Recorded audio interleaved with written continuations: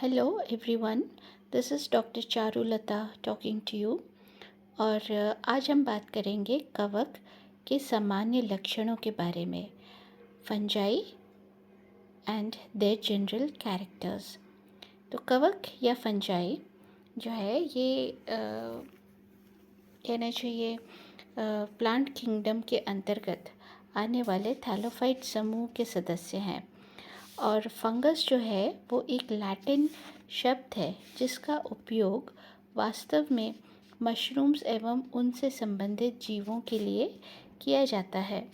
आधुनिक वैज्ञानिकों के अनुसार फंगस शब्द का उपयोग उन समस्त केंद्रक युक्त बीजाणु उत्पादक एवं क्लोरोफिल रहित सूक्ष्म जीवों से किया जाता है, सूक्ष्म जीवों के लिए किया जाता है। तो ये जो डेफिनेशन आपको मिल रही है यहाँ पे, ये आधुनिक वैज्ञानिकों के यहाँ से है ना, आप पढ़ेंगे ये यहाँ से। तो आधुनिक वैज्ञानिकों के अनुसार फंगस शब्द का उपयोग उन समस्त केंद्रक युक्त बीजाणु उत्पादक एवं क्लोरोफिल रहित सूक्ष्म जीवों के लिए किया जाता है जो प्रायः एसेक्सुअल या अलैंगिक एवं लैंगिक प्रजनन करते हैं तथा जीवों के लिए जिनका पादपकाय सूत्रवत शाखित होता है एवं उसमें सेल्यूलोज या काइटिन अथवा दोनों की बनी हुई कोशिका भित्ति पाई जाती है। ठीक है, तो एक्चुअली में जो फंगस है वो स्वयं पोषी नहीं होते हैं क्योंकि उसमें क्लोरोफिल नहीं होता है। ये देखिए यहाँ पर दिख रहा है आपको, ये क्लोरोफिल रहित होते हैं। तो इस वजह से क्या होता है, उनके पास खुद से भोजन बनाने की क्षमता नहीं होती है और वो दूसरे कोशिकाओं के ऊपर, दूसरे ऑर्गेनिजम्स के ऊपर अपने भोजन के लिए निर्भर रहते हैं। तो कवक का पादप काय सूत्रवत होता है और प्रत्येक सूत्र या तंतु को कवक तंतु या हाइफे कहते हैं। ये कवक तंतु आपस में मिलकर के एक जाल बनाते हैं जिसे कवक जाल या माइसीलियम कहते हैं। So this is a general description about fungi. Main जो पॉइंट आपको इसमें से याद रखने हैं, हालांकि सभी पॉइंट्स बहुत ख़ास हैं इसके, जो इसके ग्रुप को डिस्क्राइब करते हैं। क्लोरोफिल रहित है और अलैंगिक एवं सेक्सुअल जो मेथड है उससे ये रिप्रोड्यूस करते हैं तथा इनका प्लांट बॉडी फिलामेंटस ब्रांच्ड होता है। उसमें सेल्यूलोज, काइटिन अथवा दोनों से बनी कोशिका भित्ति पाई जाती है। सो ये जो है ये इस पूरे ग्रुप को ये डिस्क्राइब करते हैं। तो ये इनका जो, जैसे मैंने कहा कि एक क्लोरोफिलस होते हैं, तो इस वजह से ज़्यादातर ये सैप्रोफाइट्स होते हैं या पैरासाइट्स होते हैं क्योंकि ये खुद का भोजन नहीं बना सकते हैं। सो ये इसका जनरल वो है, डिस्क्रिप्शन है या डेफिनेशन है। तो अभी देखिए नेक्स्ट अपन जो पढ़ेंगे वो है कवकों का सामान्य लक्षण। सबसे पहले ये जो है ये वर्ल्ड वाइड होते हैं। यह कवक सर्वव्यापी होते हैं तथा अन्य जीवित पोषकों पर अथवा सड़े गले पदार्थों पर सैप्रोफाइटिक रूप से जीवन यापन करते हैं। ठीक है, और इसके अलावा ये पैरासाइट्स भी होते हैं या परजीवी भी होते हैं। तो इनका शरीर जो है वो सूकायवत या थैलॉइड होता है, अर्थात इसमें जड़, तना एवं पत्ती का अभाव होता है। सुकाय गैमेटोफाइटिक या युग्मकोद्भिद होता है। गैमेटोफाइटिक के लिए हिंदी वर्ड जो है वो है युग्मकोद्भिद, है ना। मतलब इसकी कोशिकाओं का में जो क्रोमोसोम्स की संख्या होती है वो आधी होती है या अगुणित इसको हम कहते हैं, गैमीटोफाइट।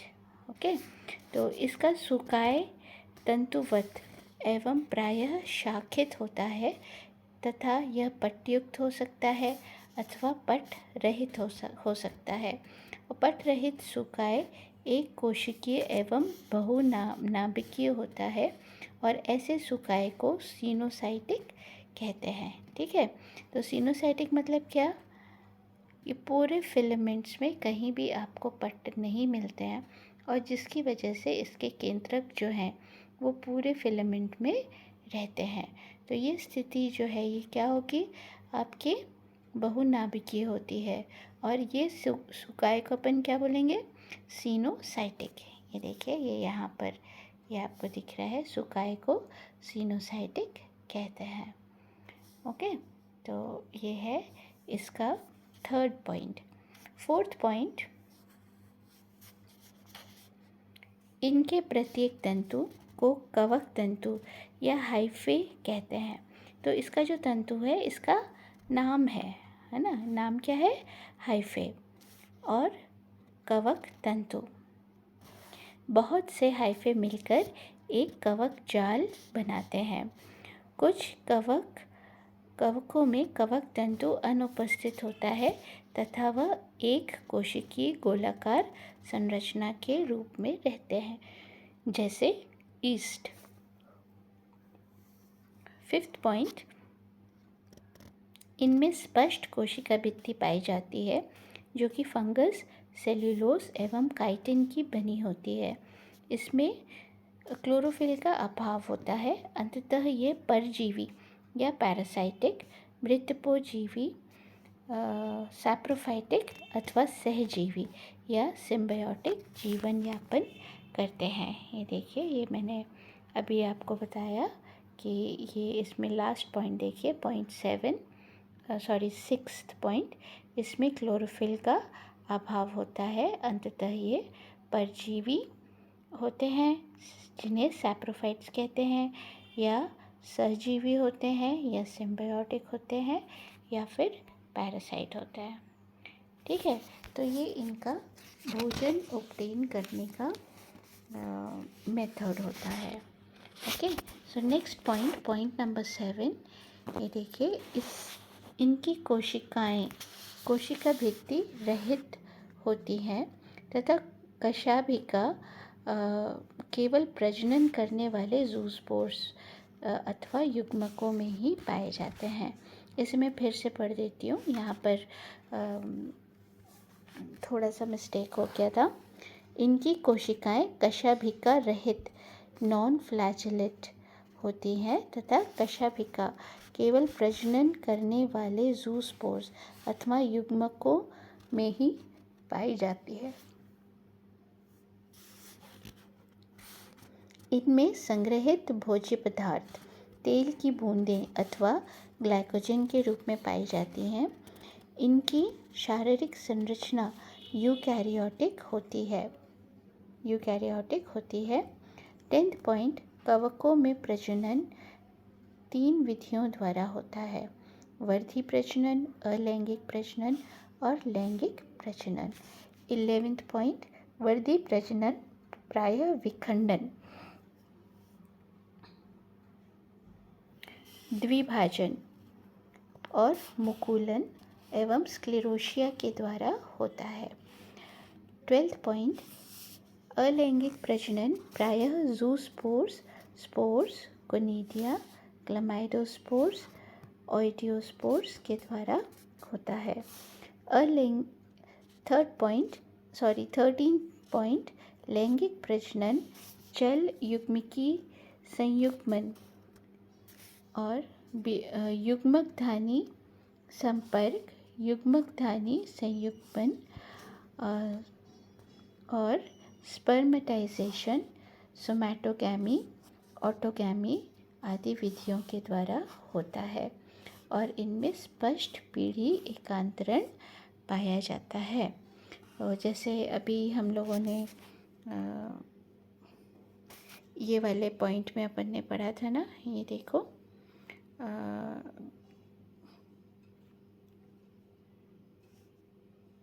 ये जहाँ पर अपने को ये बताया गया था कि प्लांट जो है वो गैमेटोफाइटिक होता है, और मैंने आपको बताया कि गैमेटोफाइटिक पौधे का जो सेल्स में जो क्रोमोसोम्स की संख्या होती है वो अगुणित होती है, और उसको हम क्या बोलते हैं, युग्मकोद्भिद।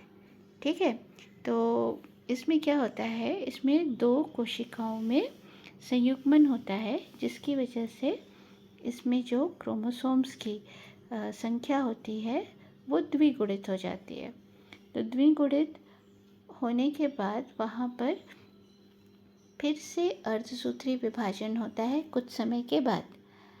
ठीक है, कुछ वो अपने सुकाए बनाएंगे या कुछ किसी तरह के बीजाणु बनाएंगे, और वहाँ पर फिर से अर्धसूत्री विभाजन होता है।